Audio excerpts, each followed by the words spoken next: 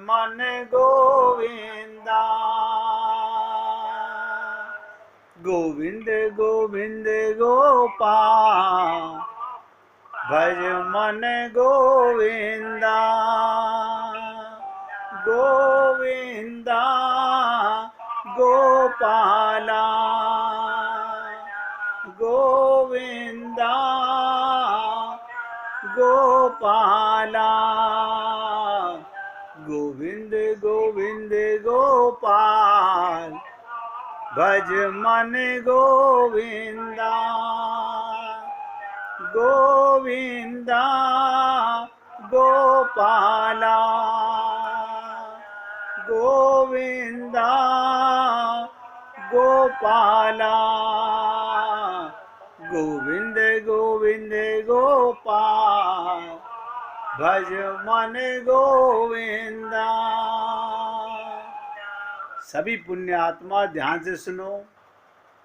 मैंने कहा भगवान श्री कृष्ण कहते हैं मम माया, ये मेरी माया है।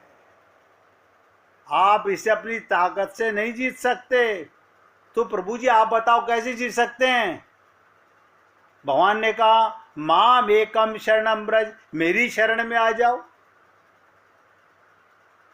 मेरी कृपा होगी तो जीत पाओगे। अब ना गुरु की कृपा होती है ना प्रभु की कृपा होती है। क्या गुरु कृपा नहीं करना चाहते? करना चाहते हैं। क्या भगवान कृपा नहीं करना चाहते? भगवान भी कृपा करना चाहते हैं। आप कहेंगे इसे क्या प्रमाण है? भगवान कृपा करना चाहते हैं क्योंकि मनुष्य शरीर दिया, संतों का संग दिया। और गुरु कृपा करना चाहते हैं क्योंकि गुरु के ऊपर कृपा हुई है तो वो आगे कृपा बांटना चाहते हैं। वो कृपा ये धन नहीं है। एक तो धन होता है हमारा पति कमा के लाया, हमने लॉकर में रख लिया, हम किसी को दिखाएंगे नहीं।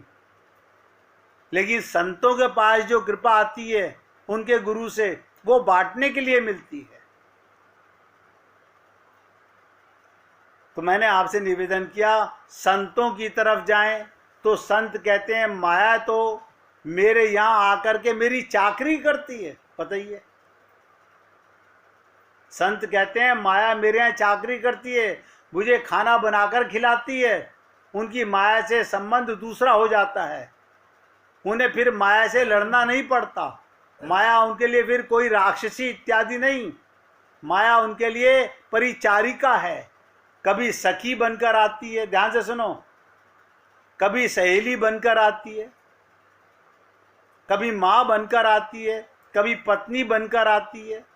श्री हरि को मायापति बोलते हैं। अब ध्यान से सुनते जाना, जो जाग गए वो संत हैं और जो मोह निशा रात्रि में सोए पड़े हैं उनका भगवान मालिक है।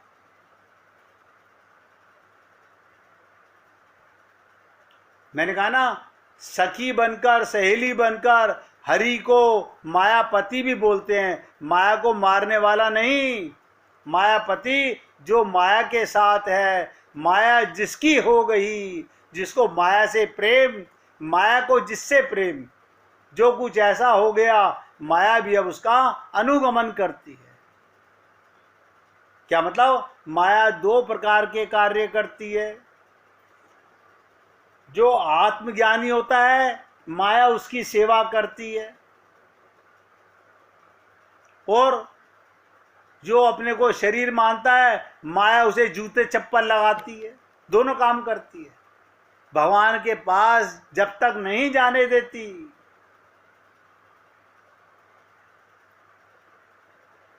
माया अब उसका अनुगमन करती है प्रेम में। जैसे कोई पति का करे, डंडे के जोर पर नहीं, प्रेम और बोध के जोर पर। बात समझ रहे हैं? खुद का मन हो, ये भगवान कृपा कराते हैं। ये माया किसी न किसी रूप में, मैंने बताया ना, कभी सखी बनकर आएगी, कभी सहेली बनकर आएगी, कभी माँ बनकर आएगी। वो संतों की सेवा करेगी। इसलिए बिल्कुल सही बात कि ऋषियों ने विशेषकर अद्वैत वेदांत में माया के विरुद्ध बार बार चेताया है। पर क्यों चेताया? क्योंकि आम व्यक्ति माया को समझता नहीं है। हम भगवान को और गुरु को छोड़ छोड़ के भागते हैं। कारण क्या है? अपने को देह मानते हैं, हम माया के बंधन में रहते हैं।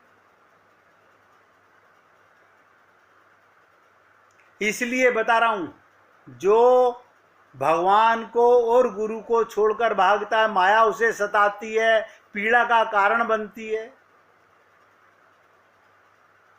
अब देखो, जब देवी महात्मा पढ़ते हो, उसमें देवता बार बार देवी से बोलते हैं, हम भली भांति जानते हैं हमारे कष्टों का कारण तुम हो। देवी, हमें जितने दुख मिल रहे हैं तुम्हारे कारण मिल रहे हैं। हम दैत्यों से हार रहे हैं, हम अज्ञान में फंसे हुए हैं, हम भूल कर बैठते हैं, इसका कारण तुम ही हो देवी।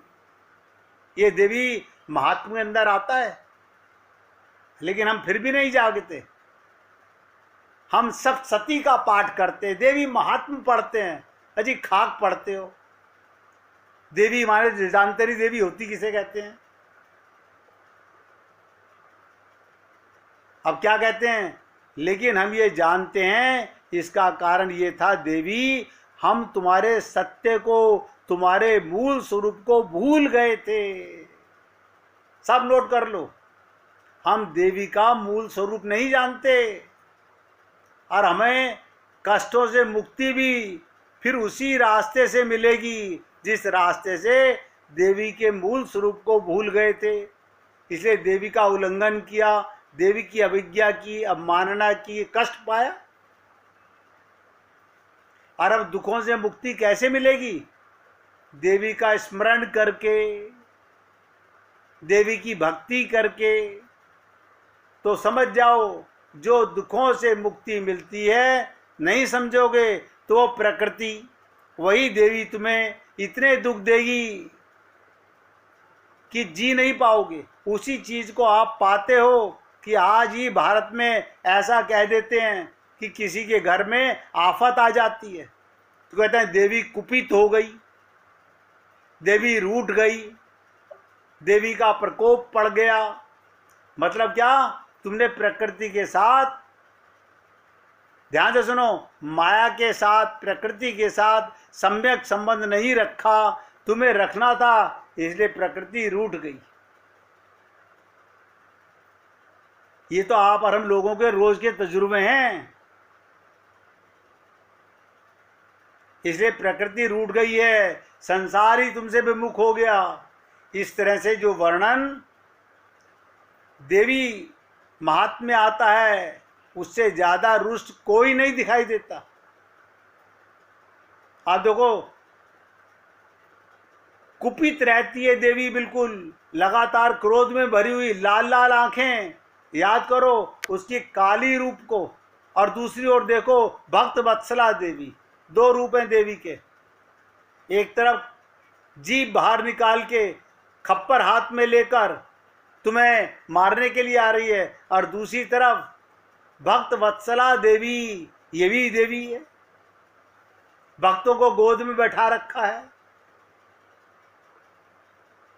अब आप कैसे समझोगे? मैं तो निवेदन करता हूं, पूछा करो, आप पूछते नहीं। आप खाली पुस्तकें बाज करके सत्यनारायण भगवान की कथा अपने आप घर में पढ़ लेते हैं। ना सत्य का पता है, ना नारायण का पता है। सुंदरकांड का पाठ कर लेते हैं, उसमें सुंदर क्या है, पाठ कौन कर रहा है, मुख से बोल रहे हैं, क्योंकि मन तो है नहीं, आत्मा तो लगी नहीं, आत्मज्ञान तो है नहीं।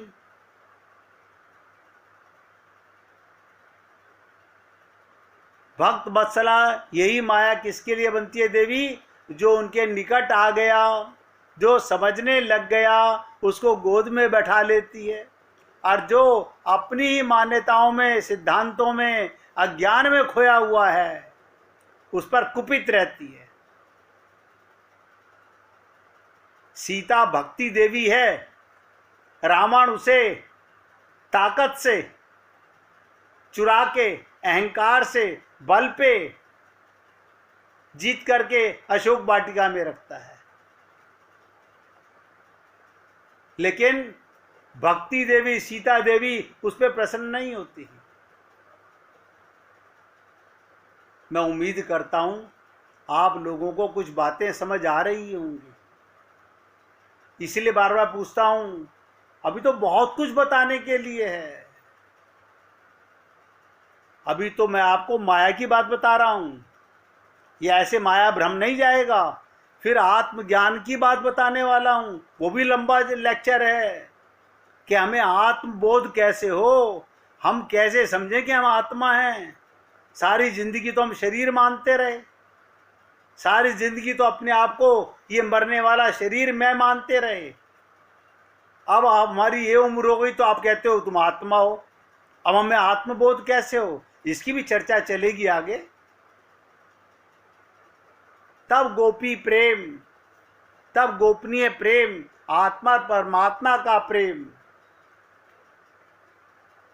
तो यही देवी देखिएगा किसको गोदी में बैठाती है, जो उनके निकट आ गया, जो समझने लग गया उसको गोद में बैठा लेती है, और जो अपनी मान्यताओं में, सिद्धांतों में, अज्ञान में खोया हुआ है उस पर कुपित रहती है।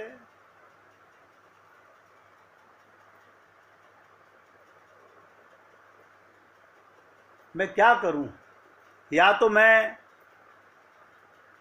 आपको धोखा दूं, वो सब बातें ना बताऊं जहां आप मोह निशा रात्रि में सोए पड़े हम लोग, या तो उससे बाहर ना निकले हम। और मेरे गुरु ने जिन संत महात्माओं को मैंने अपना आदर्श माना है, उनसे जो कुछ मैंने पाया है मैं अपना फर्ज समझता हूँ। इसलिए निवेदन करता हूँ कि मृत्यु तक मैं आप लोगों की सत्संग में सेवा करता रहूँ। मेरे जीवन का और कोई ध्येय नहीं है। लोग पूछते हैं कि शर्मा जी आजकल जीवन कैसे गुजर रहा है। मैं कहा इससे बढ़िया जीवन इससे पहले कभी नहीं गुजरा। हर पल उसकी अनुभूति में, आनंद में।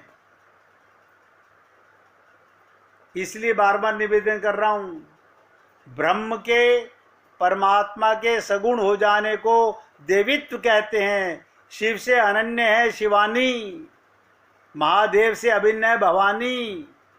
तो आप ये नहीं कह सकते कि मैं ब्रह्म का उपासक हूं लेकिन शक्ति से मेरा कोई संबंध नहीं। आप शिव शिव करते रहे जाएंगे, शक्ति से अगर आपका कोई संबंध नहीं होता तो कुछ नहीं पाएंगे, क्योंकि शिव से तो आप संबंध बना ही नहीं सकते। शिव तो असंबंध है, निराकार है शिव। उनसे क्या संबंध बनाओगे? संबंध तो सगुणी प्रकृति से ही बन सकता है। जहां गुण है वहीं संबंध बन सकता है। मैं सोच रहा था, सुबह से सोचता रहता हूं कि माया भ्रम मिटाने के लिए, अब आप सोचो, आप अपने को देह मानते हो, और मैंने आपको बताया ये देह भी स्त्री और पुरुष से बनता है। ये स्त्री कौन है हम नहीं जानते, पुरुष कौन है हम नहीं जानते। वेदों में आता पुरुष माने परमात्मा, उनके लिए आता है। स्त्री माने माया, भगवान ही माया बने। स्त्री के अंदर भी कौन है? भगवान है। पुरुष में कौन है? भगवान है। हमें नहीं पता, हम तो अपनी माता पिता मानते हैं बस। हम अपने को देह मानते हैं। अरे बाबा, यही मानते मानते तो अनंत जन्म हो गए हमारे को।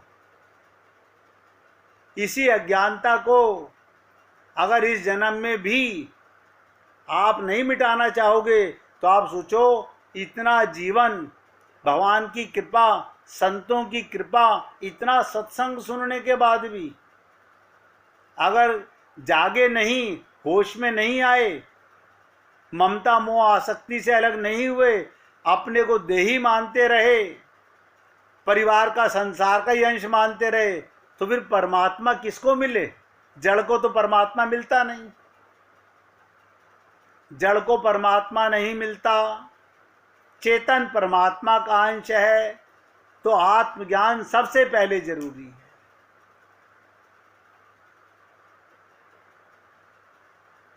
आप शिव के भक्त हो सकते हो, पर उनका संबंध नहीं हो सकता। वे निर्गुण हैं, निराकार हैं। संबंध तो शिवानी से बन सकता है।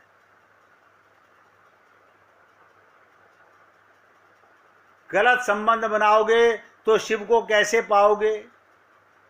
शिव तक जाने का मार्ग माया शिवानी, शिवानी का दूसरा नाम माया, महादुर्गा का एक नाम महामाया भी है, उनका एक नाम महामारी भी है, उन्हीं को एक महामृत्यु भी कहते हैं। माया के बहुत नाम हैं, जैसे भगवान के अनंत नाम हैं, ऐसे माया के भी बहुत नाम हैं। अगर हम ना समझें तो हमारे लिए महामारी है, तुम समझदार हो तो तुम्हारे लिए महामाँ हो जाएगी।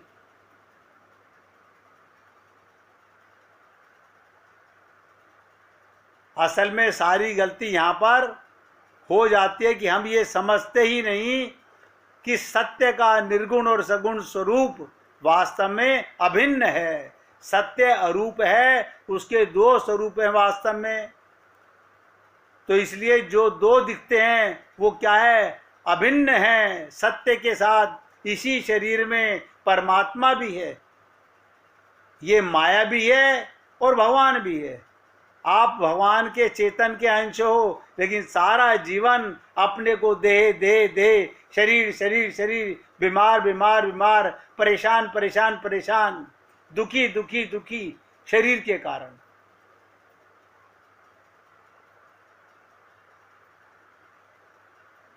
अब बाकी की चर्चा कल करेंगे। अगर कोई भजन सुनाना चाहे, उमा भाई सुनाना चाहती हो भजन? अगर आज शोर नहीं है तो सुनाइए। सुनाइए भाई जी।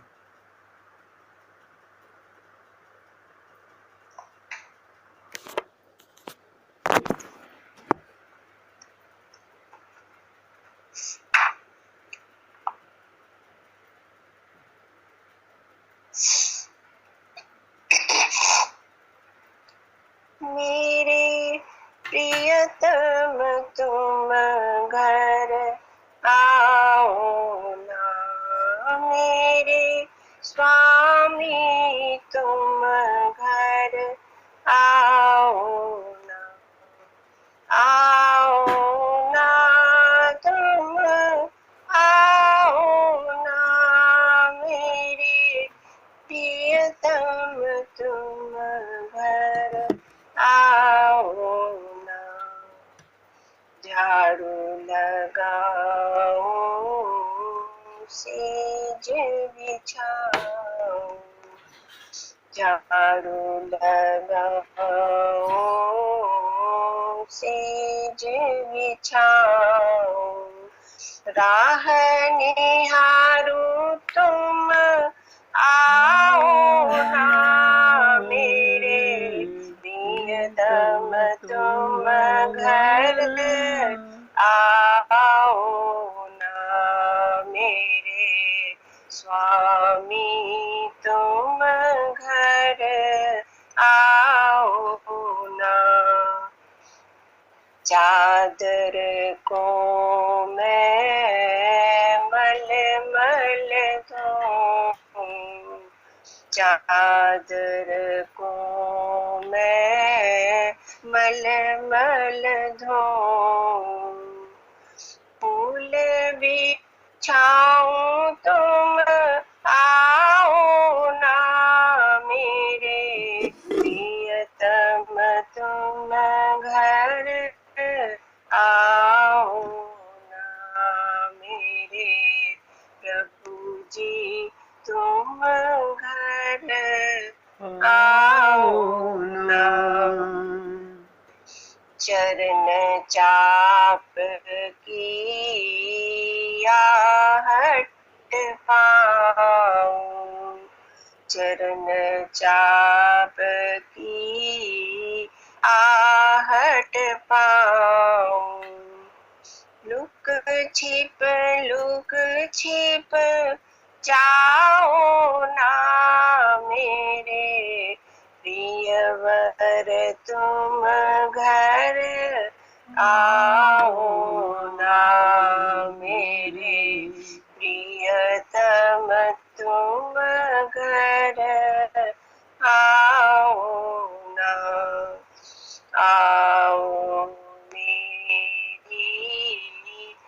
आँखियों में बस जाओ, आओ मेरी आँखियों में बस जाओ।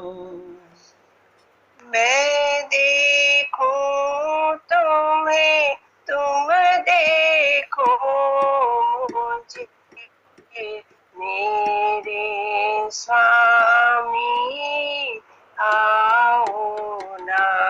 मैं प्रियवर तुम घर आओ ना। तुमसे मिल मैं हिल मिल बैठूं, तुमसे मिल मैं हिल मिल बैठूं। जीवन सफल बनाओ ना मेरे प्रियतम तुम घर आओ ना। मेरे स्वामी तुम घर आओ ना। आओ मेरे प्यारे प्रियतम, आओ मेरे प्यारे प्रियतम।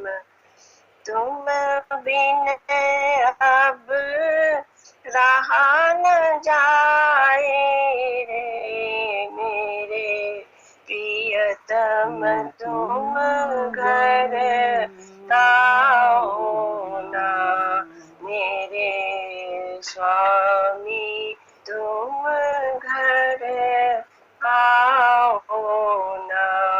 प्रभु जी मेरे स्वामी आओ ना। बोलिए वृंदावन बिहारी लाल की जय। जय जय श्री राधे, जय जय श्री राधे। बोलिए लाल जी का मंगल हो, सभी भक्तों का मंगल हो। सबको राधे राधे भैया, सबको राधे।